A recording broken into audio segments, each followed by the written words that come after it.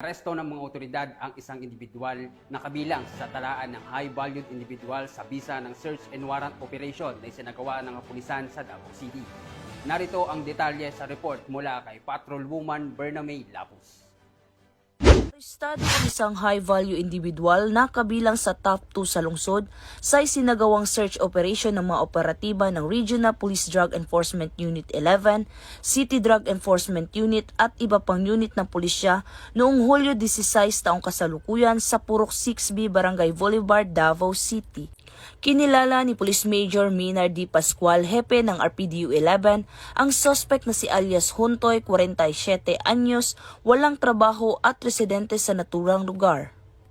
Isinagawa ang operasyon sa bisa ng Search Warrant number 2562 kaugnay sa paglabag sa Republic Act 9165 o ang Comprehensive Dangerous Drugs Act of 2002.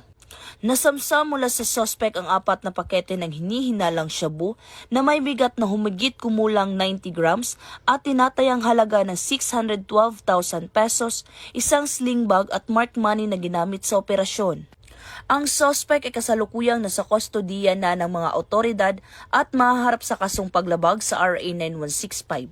Samantala, patuloy ang Police Regional Office 11 sa pagsasagawa ng mga operasyon upang supilin ang lahat ng uri ng iligal na mga aktibidad bilang bahagi ng kanilang tungkuling panatilihin ang kapayapaan at kaayusan sa rehiyon. Mula dito sa Police Regional Office 11, ako ang inyong PNN Correspondent, Patrolwoman Bernamay Lapus, alagad ng batas, tagataguyod ng Balitang Pulis.